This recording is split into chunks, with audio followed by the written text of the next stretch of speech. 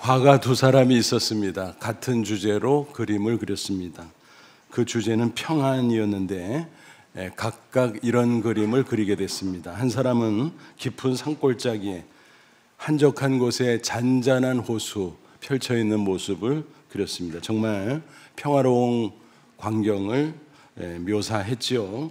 다른 한 사람은 전혀 다른 모습으로 그림을 그렸습니다. 큰 소리를 내며 절벽 아래로 쏟아지는 폭포를 그렸습니다. 잘 보니까 그 옆에 나무 가운데 둥지가 있었고 작은 새 한 마리가 앉아 있었습니다. 물보라로 인해서 털이 흠뻑 젖었지만 전혀 요동함이 없는 모습입니다. 여러분, 이 두 그림 중에 어느 것을 선택하시겠습니까? 둘 다 나름대로 평안을 표현한 것이기 때문에 어느 것을 선택해도 무방할 것입니다. 하지만 성경적 평안이라는 제한을 둔다면 두 번째 그림이 적절할 것입니다. 흔히 평안이라고 하면 외적인 환경이나 조건이 잘 갖춰진 것을 생각하기 쉽습니다. 그런데 실제 삶의 현장에 보면 어떤가요? 완벽한 환경이나 조건이 있을까요? 존재하지 않습니다. 잠시 그렇게 보여도 금세 고난이 닥쳐오면 아니구나 하는 것을 발견하게 됩니다. 그것이 실제 인생의 모습인 것입니다. 아무리 유복한 사람이라고 할지라도 이런저런 고난이 있기 마련입니다. 그런 가운데 마음의 평안을 항상 유지할 수 있을까? 있습니다. 그게 진짜 평안이라는 것입니다. 그래서 예수님은 세상이 주는 평안이 아니라 예수님 자신이 주시는 평안을 강조하고 있습니다. 그게 바로 우리가 추구할 참 평안인 것입니다. 이런 평안을 누릴 때 어떤 상황이 닥쳐온다고 할지라도 우리는 넉넉히 승리할 수 있고 또한 행복한 삶을 살아갈 수 있을 것입니다. 아무쪼록 오늘 말씀을 통해서 예수님이 주시는 참 평안을 받으시고 누리시고 복된 인생 사시기를 주님의 이름으로 축원합니다. 먼저 세상이 주는 평안과 예수님이 주는 평안 비교하면서 성경에서 증거하는 참 평안이 무엇인가를 살펴보죠. 본문의 배경은 잘 아시는 대로 예수님께서 십자가 지시기 전날 밤 다락방에서 제자들에게 해주신 말씀입니다. 십자가는 무엇입니까? 고통 그리고 수치의 극치입니다. 예수님이 아무리 하나님의 아들이라고 할지라도 인간의 속성을 가지고 있었기 때문에 그 압박감이 상당했을 것입니다. 그럼에도 예수님은 불안해하는 제자들을 오히려 안도시키면서 말씀하셨습니다. 그게 바로 본문 27절이죠. 평안을 너에게 끼치노니 곧 나의 평안을 너에게 주노라. 평안을 끼친다, 평안을 준다는 말 똑같습니다. 이중 강조지요. 평안을 주겠다, 나의 평안을 주겠다라고 말씀했습니다. 내가 너에게 주는 것은 세상에 주는 것과 같지 않다. 너희는 마음에 근심하지도 말고 두려워하지도 말라. 여기서 나의 평안이라는 말이 중요하지요. 예수님의 평안, 세상의 평안과는 전혀 차원이 다르다라는 것입니다. 그것은 환경이나 조건을 초월한 신령한 평안인 것입니다. 구체적으로 어떤 걸까요? 마가복음 4장 보면 예수님의 평안을 리얼하게 보여주는 사건이 있었습니다. 예수님이 제자들과 배를 타고 갈릴리 바다를 항해하고 있었어요. 그런데 갑자기 큰 광풍이 불어옵니다. 물결이 거칠어졌어요. 배에 부딪히고 난리가 납니다. 물이 배 안으로 밀려 들어옵니다. 그 와중에 제자들은 두려워서 벌벌 떨고 있었습니다. 특이한 것은 그들 가운데 어부 출신이 많았잖아요. 갈릴리 바다 항해 경험도 많았습니다. 그런데 그들이 그렇게 쩔쩔매고 있었다면 그날의 광풍은 엄청난 것이었을 것입니다. 그런데 예수님은 어떻게 하고 계시죠? 마가복음 4장 37, 38절 보면 큰 광풍이 일어나며 물결이 배에 부딪혀 들어와 배에 가득하게 되었더라. 예수께서는 고물에서 베개를 베고 주무시더니 그랬습니다. 그 와중에 잠을 자고 계셨다는 것입니다. 이게 바로 예수님의 평안인 것입니다. 외적인 환경이나 조건 그것과 상관없는 마음속의 평안, 바로 그겁니다. 제자들은 절절매다가 예수님을 마침내 흔들어 깨우죠. 그러자 예수님이 일어나십니다. 그리고 파도를 잔잔케 하시고 바람을 잠잠케 하십니다. 마가복음 4장 38, 39절 제자들이 깨우며 이르되 선생님이 우리가 죽게 된 것을 돌보지 아니하시나이까 하니 예수께서 깨어 바람을 꾸짖으시며 바다더러 이르시되 잠잠하라 고요하라 하시니 바람이 그치고 아주 잔잔하여 지더라. 예수는 어떤 분일까요? 우주 만물을 창조하신 분이에요. 통치하시는 분이에요. 환경의 지배를 받는 분이 아니라 환경을 지배하는 분입니다. 그게 바로 예수님의 평안이에요. 세상의 평안은 어때요? 환경의 지배를 받는 겁니다. 그것은 환경이나 조건이 좋을 때 편리한 수준에 불과하다는 것입니다. 참 평안이 아니라는 것입니다. 수년 전에 신문에서 이런 기사를 봤어요. 37년 만에 국군 교도소를 신축을 했다고 합니다. 요즘에 시대에 맞게 최신식으로 건축을 했다 그래요. 그래서 공사비도 많이 들였습니다. 198억 원. 엄청나죠? 시설이 얼마나 좋은지 1인실도 있고 혼거실도 있고 공용 휴게실도 있고 샤워실도 있고. 그래서 비판하는 사람들은 감옥이야 호텔이야 그런 말도 했습니다. 심지어는 오래된 일선부대 시설보다 훨씬 좋잖아, 감옥이 그래도 돼? 라고 볼멘 소리도 나왔습니다. 제가 그 기사를 읽으면서 그런 생각을, 아무리 그래도 그렇지 일부러 그 좋은 시설이라고 들어갈 사람이 있겠냐? 그렇잖아요. 몸은 편할지 모르지만 마음은 답답하고 불편하고 불안하고 그러지 않겠습니까? 그러니까 그 시설은 좋으나 많아 라고 말해도 과언이 아니다라는 것입니다. 세상의 평안은 그런 겁니다. 그런데 예수님 주시는 평안은 환경이나 조건을 초월하는 신령한 평안. 초대 교회 교부 가운데 크리소스톰이라는 설교자 겸 신학자가 있었어요. 그에게는 황금의 입이라는 별명이 붙어 있었습니다. 크리소스톰, 사실은 본명이 아니라 그 이름의 뜻이 황금의 입이라는 겁니다. 그 정도로 대단한 인물이었어요. 이미 로마 제국에서 기독교의 신앙의 자유를 허락을 했습니다. 칙령을 내려서. 그런데 세월이 꽤 지나갔음에도 불구하고 곳곳에서 복음에 방해되는 일들이 많이 있었습니다. 특별히 황제 쪽에서 회방하는 일까지 있었습니다. 왜냐하면 특히 크리소스톰 같은 사람은 이렇게 증거했습니다. 로마 황제, 주님이 아니야. 오직 유일한 주님은 하나님의 아들 예수 그리스도, 그분만이야 라고 했습니다. 그러니까 로마 황제가 화나죠. 게다가 황실의 타락한 삶을 직격했습니다. 그러니까 이래저래 화가 난 황제가 핍박을 시작하죠. 그래서 위협을 합니다. 로마에서 추방해버릴 거야. 저 시골로 보내버릴 거야. 그러나 끄떡하지 않는 크리소스도 뭐라고 응수했을까요? 온 땅이 우리 아버지의 집이야. 아무 데서 가서 살면 되지 뭐. 그러니까 조금씩 더 압박을 가합니다. 재산을 몰수할 거야? 재산? 나의 보안은 하늘나라에 있어. 빼앗아 가려면 뺏어가 봐. 누가 빼앗겠어? 그래서 화가 난 황제는 감옥에 가두겠다. 그러니까 또 뭐라고 응수하는가 하면은, 아무도 못 만나지만 예수님은 나와 함께 있거든. 예수님은 언제 어디서나 나와 함께하는 좋은 친구야. 그러니까 괜찮아. 그러니까 화가 난 황제가 죽여버릴 테야 라고 위협을 합니다. 그래도 당당하게 크리소스톰은 응수합니다. 죽으면 천국이고 순교하면 영광이네. 그러니까 이러지도 저러지도 못한 황제가 할 수 없이 귀향을 보냈다는 이야기입니다. 여러분, 크리소스톰이 뭐 말장난한 거야? 아니에요. 진심으로 그렇게 표현한 거예요. 그것은 그의 마음속에 예수님이 주신 참 평안이 있었기 때문입니다.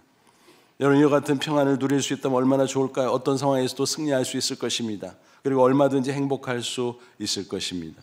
그러므로 저와 여러분, 예수님이 주시는 참 평안을 사모하고 받으시고 누리시기를 주님의 이름으로 축원합니다. 그럼 구체적으로 그 평안을 누리는 법 터득하면 좋겠죠? 평안은요, 대전제가 내가 만드는 게 아니에요. 세상 사람들이 만들어주는 것도 아니에요. 오직 예수님으로부터 받는 것이라는 사실을 기억하시기 바랍니다. 그러므로 그것을 잘 받고 또 빼앗기지 않도록 잘 지켜야 합니다. 더 나아가서 다른 사람에게 그 평안을 전하는 것이 우리 그리스도인의 사명입니다. 그럴 때 우리는 참 평안을 풍성하게 누릴 수 있을 것입니다. 먼저 예수님이 주시는 평안을 받으시기 바랍니다. 본문에 분명히 말씀하셨어요. 27절 다시 보면 나의 평안을 너에게 주노라. 예수님께서 주시겠다 그랬어요. 그러므로 믿음으로 받으면 되는 겁니다. 많은 사람들이 오해하는 게 있어요. 환경이나 조건이 나쁘거나 또 고난이 있기 때문에 평안을 받지 못해, 누리지 못해라고 생각합니다. 그렇지 않습니다. 왜 인간에게 평안이 없을까요? 그것은 근본적으로 인간에게 죄가 있기 때문입니다. 죄는 하나님과 상극이에요. 평안은 오직 하나님으로부터 흘러내려오는 것입니다. 그런데 죄가 중간에 하나님과 인간의 관계를 막아놓는 거예요. 그래서 하나님으로부터 평안이 흘러내려올 수가 없는 겁니다. 그게 인간의 근본 문제인 것입니다. 그러니까 평안을 받지 못하고 마음속에는 대신 불안과 공포와 불만족과 이런 부정적인 것들이 가득 자리를 차지하게 된다라는 것입니다. 그 문제를 어떻게 풀어야 될까요?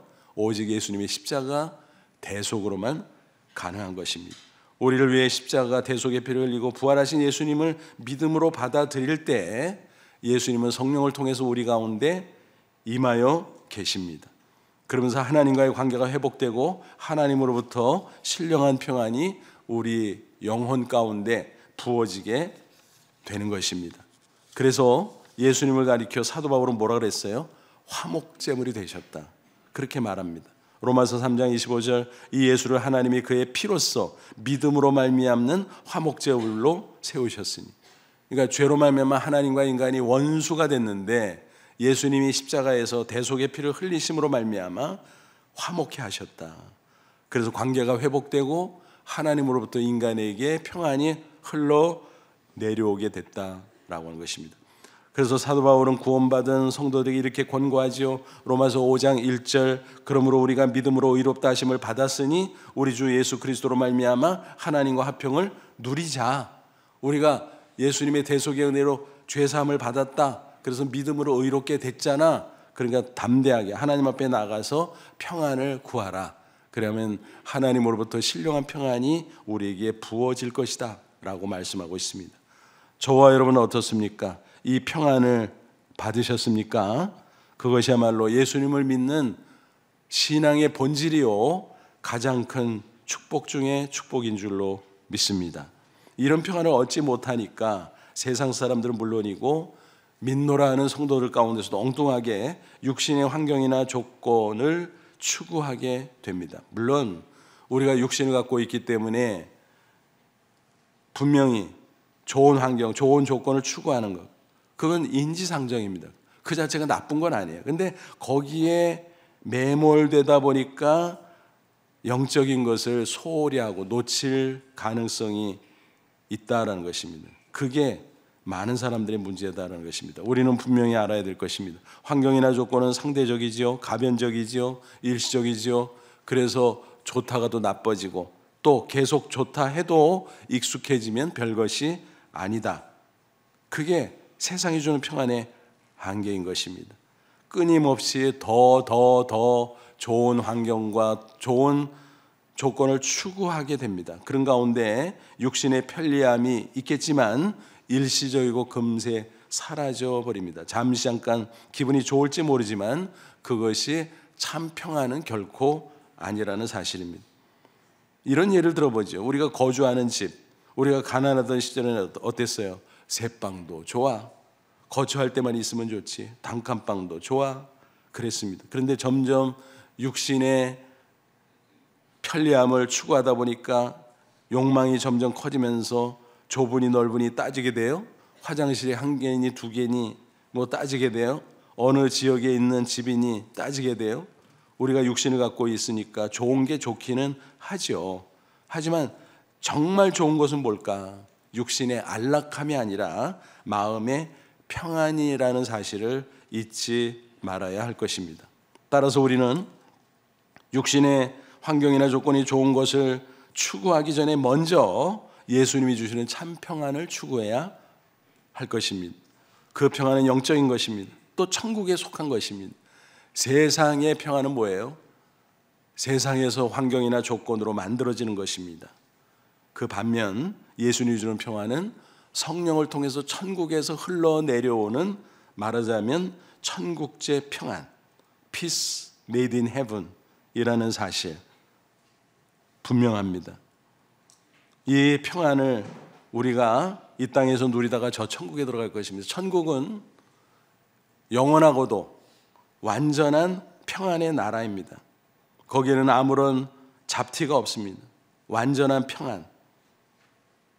그것을 우리가 세상에서 다 만끽할 수는 없지만 부분적이나마 우리는 성령을 통해서 천국에서 내려오는 평안을 누리며 맛보며 살아갈 수 있습니다. 그것이 바로 예수님이 우리에게 주신다고 약속하신 참 평안인 것입니다. 우리가 육신을 가지고 있기 때문에 물론 세상에 좋은 것을 추구하는 것 자연스럽기도 하고 우리가 그것을 탓할 필요는 없습니다. 사실 그런 것을 보면서도 우리는 좋은 것을 늘 추구하잖아요. 예전에는 우리 국산이 별로 제품 질이 안 좋을 때가 있었습니다. 그때는 좋은 것을 추구하면서 뭐라 그랬어요? 좋은 물건 보면 야, 이거 물건 놓은 거야 그러죠. 외제라는 거죠. 좋은 거라는 거죠. 그런데 예수님이 주시는 참 평안은 그거보다 훨씬 더 좋은 거예요. 왜일까요? 물 건너온 게 아니라 하늘 건너왔거든요. 그러므로 예수님이 주시는 참 평안, 그것을 우선적으로 추구하시기를 바랍니다. 그리고 믿음으로 받으시기 바랍니다. 많은 사람이 즐겨 부르는 복음송 가운데 이런 노래가 있어요. 가사도 단순하고 곡조도 단순하고, 그런데 부르면 부를수록 그 영적인 깊이가 느껴집니다. 평안을 너에게 주노라. 세상이 줄 수 없는, 세상이 알 수도 없는 평안을 내게 주노라. 세상이 줄 수도 없고 세상이 알 수도 없는 그 신령한 평안, 예수님이 주시는 참 평안, 아무쪼록 그 평안을 받으시고 누리시고 행복한 인생을 꼭 살아가시기를 주님의 이름으로 축원합니다. 그런데 이 평안을 빼앗아가려고 하는, 해코지하려는 존재가 있어요. 누굴까요? 사탄입니다. 마귀입니다. 우리 육안으로 보이지 않아서 더 교묘하게 우리를 흔들어 놓습니다. 세상의 악한 세력도 그렇습니다. 그래서 우리의 평안을 흔들고 빼앗아가고 그런 악한 모습이 있다는 것을 우리는 알고 그것을 막아내고 물리치고 어쨌든 우리의 평안을 지켜야만 된다라고 하는 것입니다. 그 공격은 대개 고난의 형태로 다가오지요. 혹은 핍박의 형태로 다가오지요. 그럴 때 우리는 자칫 두려움에 사로잡힐 수 있습니다. 그럴 때 우리는 담대한 믿음으로 물리칠 수 있어야 됩니다. 예수님이 주신 평안 얼마든지 지켜낼 수 있다는 사실입니다. 예수님께서 이미 말씀하셨잖아요. 요한복음 16장 33절, 이것을 너희에게 이르는 것은 너희로 내 안에서 평안을 누리게 하려 함이라. 세상에서는 너희가 환난을 당하나 담대하라. 내가 세상을 이겼노라. 십자가에 죽었다 부활하신 승리자 예수, 성령을 통해서 우리와 함께 계시는 예수님이 우리 안에 계시기에 우리는 평안을 뺏기지 않는다. 담대하게 확신하라라는 것입니다. 이를 위해서 우리는 말씀과 기도로 우리의 믿음을 견고하게 세워야 할 것입니다. 그리고 예수님을 굳게 의지해야 할 것입니다. 그럴 때 우리는 참 평안을 지켜내고 더 풍성케 누릴 수 있을 것입니다. 빌립보 4장 6절 7절 보면 기도로 그게 가능함을 증거하지요. 사도 바울이 말합니다. 아무것도 염려하지 말고 오직 모든 일에 기도와 간구로 너희 구할 것을 감사함으로 하나님께 구하라. 뭐예요? 하나님이 도와주실 것을 확실히 믿고, 그러니까 감사가 나오죠. 미리 모든 일에 기도하라. 하나님께 아뢰라. 그래야면 모든 지각이 뛰어난 하나님의 평안이 그리스도 예수 안에서 너희 마음과 생각을 지키시리라. 마음속에 평안이 가득가득 부어질 거다라는 거예요. 근데 그 평안을 뭐라 그랬어요? 모든 지각에 뛰어난. 이거를 쉽게 표현하면 이해할 수 없는, 도저히 우리의 머리로 이해할 수 없는 그런 신기한 신령한 평안이 부어질 것이다. 기도하면. 구체적으로 기도로 우리의 모든 염려나 근심을 떨쳐버릴 수 있습니다. 아니, 주님께 맡겨드릴 수 있습니다. 그럴 때에 성령께서 우리의 심령 가운데 참 평안을 가득가득 채워줄 것입니다. 베드로전서 5장 7절 너 염려를 다 주께 맡기라 이는 그가 너희를 돌보심이라. 여기서 다라는 말도 모든 것 몽땅 그리고 맡기라. 영어 성경 보니까 캐스트라는 동사로 번역을 했어요. 그거는 뭐죠? 던져버리다. 그냥 하나님께 던져버려라. 그리고 신경 쓰지 마. 다 털어버려. 그래야 우리의 심령 속에 참 평안이 부어지게 된다라고 하는 것입니다. CCC 국제대학생 선교회 설립자였고 빌리 그레엄 목사와 미국 교회의 쌍벽을 이루었던 빌 브라이트 목사님의 일화입니다. 그가 한 번은 대통령 초창기도에 참석을 했어요. 각계각층의 그리스도인들이 많이 모였습니다. 또 뭐 안 믿는 사람들도 더러 모였습니다. 그래서 각계 인사들과 차례차례 인사를 하는데 낯선 얼굴과 마주쳐서 당신 아무개 아니야? 맞아. 서로 자기소개를 했더니 대학 동창생인 것을 확인할 수 있었는데 무려 26년 만에 만난 것이었습니다. 너무 반가워서 그간의 이야기를 쭉 나누다 보니까 그 친구는 해군 장성이 되어 있었어요. 출세했죠. 그런데 어딘가 모르게 얼굴에 그늘이 있었습니다. 무슨 사연이 있을까? 조심스럽게 이야기를 끌어나가는 가운데 알게 됐습니다. 가정불화가 있다는 것입니다. 막내 아들이 사고로 죽었다는 것입니다. 그래서 그늘이 있었구나. 빌 브라이트는 그에게 복음을 제시했습니다. 그리고 위로했습니다. 다행히 그 친구는 마음을 열고 예수님을 믿음으로 영접하게 됐습니다. 그리고 몇 년이 흘렀는데 다시 만날 기회가 있었습니다. 근데 얼굴이 밝아요. 그래서 좋은 일이 많은가 보다 하고 잘 지내지? 그랬더니 뭐 어려운 일도 좀 있었지. 무슨 어려운 일? 그랬더니 딸이 암으로 죽었어. 세상에. 또 그렇게 큰 고난이 닥쳤다는 것입니다. 가슴이 덜컥 내려앉았습니다. 아이고, 예수 믿은 지 얼마 안 되는데 낙심하면 어떡하지? 신앙에서 멀어지면 어떡하지? 그래서 조심스럽게 물었습니다. 그래, 얼마나 슬퍼 그래. 그런데 놀랍게도 그 친구는 이렇게 대답하는 것이었습니다. 아니, 괜찮아. 물론 딸아이를 생각하면 슬프기는 하지. 하지만 천국 같잖아. 그리고 무엇보다 감사하게 하나님이 내 마음속에 이해할 수 없는 평안을 주셨다네. 이해할 수 없는 평안. 환경과 조건을 보면요, 울어도 시원치요, 발버둥 쳐도 시원찮지요, 몸부림쳐도 시원찮지요.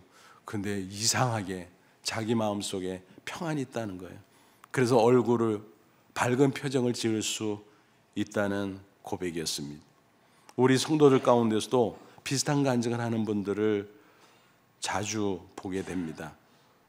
이제 목사는 성도들과 동고동락 하잖아요. 성도들이 기쁘면 같이 기쁘고 성도들이 슬프면 같이 슬프고. 그런데 때때로 고난을 당하는 성도들이 있어요. 질병으로 투병하고 사업에 실패를 해서 힘들어하고 실직해서 너무 답답해하고 또 두려워하고. 그러면 얼마나 조심스러운지 몰라요. 마음 다치지 않았나. 그래도 뭐 조심스럽게 다가가서 또 여쭤봐야 되잖아요. 그런데 때때로 이상한 대답이 나옵니다. 본인들이 그래요. 제가요, 본래 예민한 성격이거든요. 근데 이상해요. 분명히 병에 걸려서 힘들고 아픈데 마음이 평안해요. 그래서 견딜만 해요. 이겨가고 있어요. 내가 이런 정도 어려움이 있으면 분명히 내 생각에, 내 판단에 안달복달할 텐데 이상해요. 내가 괜찮은 거예요.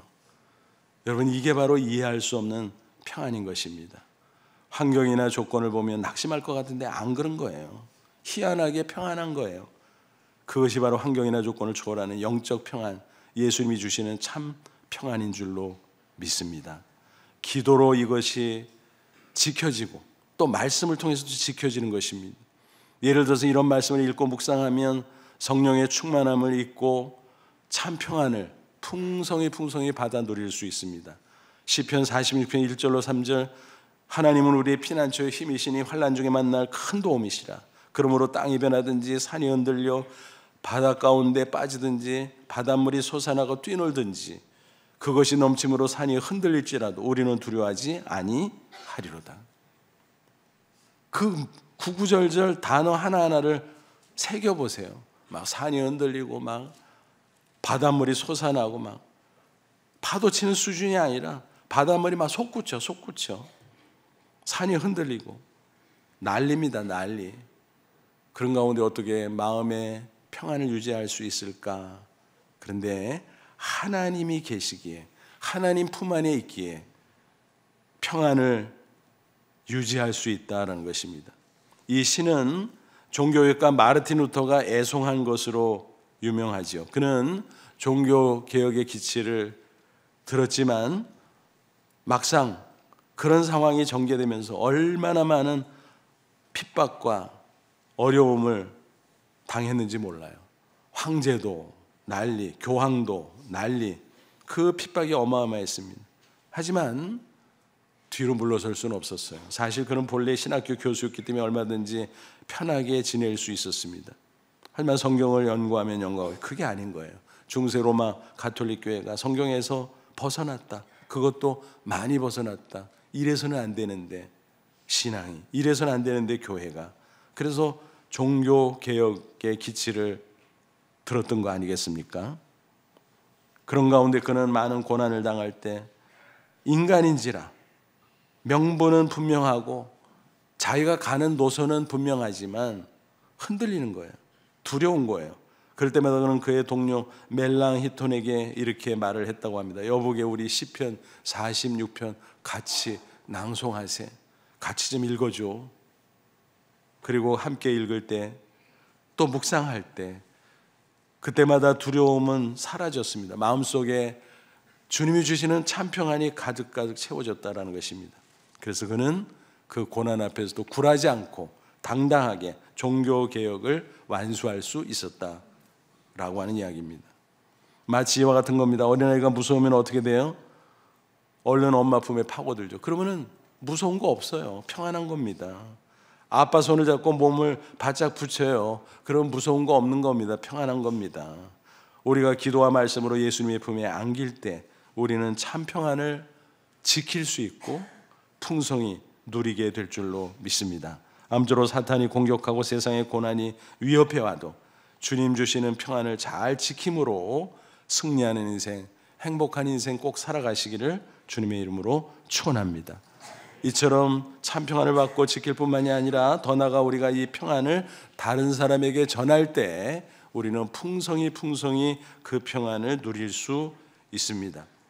우리가 천국에 들어가기 전까지는 어차피 이 세상에 살아갈 수밖에 없잖아요. 천국은 앞서도 말씀드렸지만 완전한 평화의 나라입니다. 계시록 21장 4절 보면 천국이 좋을 뿐만이 아니라 부정적인 것이 전혀 섞여 있지 않다고 증거합니다. 모든 눈물을 그 눈에서 닦아주시니 다시는 사망이 없고 애통하는 것이나 곡하는 것이나 아픈 것이 다시 있지 아니하리니 처음 것들이 다 지나갔음이라. 세상에서는 부정적인 것이 막 섞여 있잖아요. 좋다가도 그런 것이 몰아닥치면 좋은 게 더 사라지잖아요. 밀려나잖아요. 그런데 천국은 완전한 평안의 나라예요. 잡티가 없어요. 그런데 우리는 그 나라 들어가기까지 이 세상에 살아갈 수밖에 없고, 이 세상에서는 우리의 평안을 공격하는 게 있잖아요. 그래서 우리는 평안을 받고 지키고, 또 이거를 왜 이리고서 이 세상에 살아가야 되나, 우리가 감당할 사명이 남아있기 때문입니다. 그것은 바로 천국의 증인의 삶을 살아가는 것입니다. 천국 복음을 기본적으로 입술로 전할 수 있겠죠. 그런데 사실은 동시에, 그리고 더 효과적으로 우리는 우리의 얼굴과 우리의 생활의 모습을 통해서 평안을 증거할 수 있습니다. 이 평안을 증거하는 것이 오늘 이 세상에 살아가는 우리 모두의 사명이다라는 것입니다. 많은 성도들이 애송하는 찬송가 411장 아 내 맘속에, 그 작사 작곡가의 이야기입니다. 머피 여사인데 그분은 도자기 사업을 하는 남편과 함께 평안한 삶을 살고 있었습니다. 그런데 갑자기 남편이 세상을 떠난 거예요. 그 사별의 충격으로 말미암아 심적으로 큰 어려움을 겪었고 그 후유증이었는지 몸이 불편해지고 질병으로 고통을 당하게 됐습니다. 그런데 거기서 그는 무너지지 않았습니다. 예수님이 주신 참 평안을 체험할 수 있었습니다. 성령께서 그럼에도 불구하고 자기의 영혼 가운데 부어주시는 그 신령한 평안, 그것을 극복했습니다. 그러자 그는 용기 있게 일어설 수 있었습니다. 그리고 음악적 재능으로 작사 작곡을 통해서 많은 찬송가를 세상에 내놓을 수 있었습니다. 또 물질로 선교사에게 헌신할 수도 있었습니다. 특별히 그 이후에 1920년대 말 불어닥친 경제대공황, 그때 미국 국민들이 얼마나 큰 고통을 겪었습니까? 거리마다 실업자들이 흘러 넘쳐나고 고통을 다 당하고 있을 때입니다. 불안에 벌벌 떨고 있을 때입니다. 그때 많은 사람들에게 경쾌한 리듬과 아름다운 가사로 이루어진 이 찬송가 411장으로 큰 위로와 평안을 끼칠 수 있었다는 이야기입니다. 그 가사를 보면 내 마음속에 참된 평안이네. 주 예수가 주신 평안. 시험 닥쳐와도 흔들리지 않아. 시험 닥쳐도 흔들리지 않아. 귀하다 이 평안함. 주가 항상 계셔. 내 마음속에 주가 항상 계셔. 기쁘다. 주 나의 마음에 계셔 위로하시네. 어찌 내가 주를 떠나 살까. 그렇지. 고난이 오고 나를 막 흔들어 놓아도 내가 거기서 무너지면 안 되지. 주님이 나와 함께 하는데 주님이 주신 참 평안, 그것이 있기에 시험이 닥쳐와도 나는 결코 흔들리지 않아. 그 아름다운 노래말, 경쾌한 리듬, 오늘 우리에게도 동일하게 위로와 평안이 되는 줄로 믿습니다. 성도들에게서 그런 일들을 많이 겪습니다. 성도들이 병환으로 입원하게 되면 신방하는 경우가 있어요. 요즘 코로나 이후에는 많이 제한돼서 아쉽기는 한데 다인병실의 경우 이렇게 조심스럽게 에티켓을 지키면서 성도들을 방문하게 되죠. 그래서 잠시 그 병상 옆에 서서 말씀을 전하고 기도하고 그러면요 다른 환자들이 다 바라봐요. 그 표정을 보면 그 반응들을 읽을 수 있죠. 근데 어떤 분은 아주 부러운 눈빛으로 봅니다. 그러면은 이제 다가가서 인사를 건네고 이제 어떻게 입원하게 되셨어요? 병세는 어떠세요? 그러면은 뭐라고 이제 반응을 보이죠. 그래서 틈이 보이면 이제 말씀을 나누기도 하고. 근데 어떤 경우는 그쪽에서 나도 기도해 주실 수 있어요? 당연하죠. 하고 기도를 해드리면서 또 복음을 전하고 이제 이런 경우도 덜어 있습니다. 근데 사실은 그 이전에 우리 성도가 작업을 해놨어요. 무슨 소리일까요? 같은 병실에 있다 보니까 뭐 일정 기간 지나면 다 알잖아요. 얼굴 표정을 보고 생활 태도를 보고 대개 한 병실에는 비슷한 병명으로 앓는 분들이 있잖아요. 병세도 뭐 거의 거기서 거기 그런 수준이잖아요. 근데 자기는 아파 죽겠는데 너무 힘들어서 막 인상을 찡그리고 있는데 저 성도는 이상해. 얼굴이 환해. 같이 아플 텐데 마음의 평안이 있기 때문에 잘 견디고 있는 거죠. 또 생활 태도도 얼마나 좋은지. 그래서 감동을 받고 있었는데 교회에서 와서 말씀을 나누고 기도하고 위로하고 가니까 그게 부러운 거예요. 나도 기도 받아볼까? 예수님을 믿으면 저렇게 되나? 그런 마음이 생기는 거예요. 그래서 그런 성도들의 준비 작업 때문에 전도가 되는 경우가 있다는 것입니다. 그 얼굴은 뭐예요? 얼굴 전도지예요. 그 생활은 뭐예요? 생활 전도지가 되는 거예요. 한 번은 어느 선교사님에게 이런 간증을 줬어요. 그가 대학 시절 고단했습니다. 학업도 부담되지만은 아르바이트를 하면서 하다 보니까 지치고 힘들었습니다. 그런데 어느 날 학교 구내 식당에 들어가서 식사를 하려고 하는데 저쪽 테이블에 교수님이 앉아서 식사를 하려고 준비를 하고 있는 거예요. 평소 존경하던 교수님이었습니다. 교수 식당을 가지 않고 무슨 일인지 그곳에 와서 식사를 하려고 앉아 계신 겁니다. 근데 그 순간 자기 눈에 들어온 장면이 있었습니다. 고개를 숙여 정중하게 기도하는 교수님의 모습. 야, 저분이 분명히 크리스찬이구나. 그런 것 같았는데 맞네. 확인하는 순간이었습니다. 평소에 환한 얼굴로 학생들을 대해주고 온유한 모습으로 학생들을 잘 지도하는 그분에게 존경의 마음이 있었는데 그날 그 비결이 무엇인지를 확인하는 순간이었습니다. 그 기도하는 모습이 얼마나 평안해 보이는지 부럽기까지 했습니다. 나도 예수님을 믿으면 저렇게 될 수 있을까? 그런 마음이 생겼습니다. 그래서 어느 선교단체에 출석하는 친구에게 부탁을 했습니다. 나도 따라갈 수 있냐? 당연히 반가워하지요. 인도해 주었습니다. 그래서 열심히 다니다가 예수님을 영접했고 그러다 보니까 너무너무 기쁘고 좋은 거예요. 마음속에 평안이 있으니까 부담이 되지 않았어요. 지치지 않았어요. 이길 수 있었어요. 그래서 나중에는 그런 생각이 들었습니다. 야, 내가 한평생 사는데 이런 일 하면 어떨까?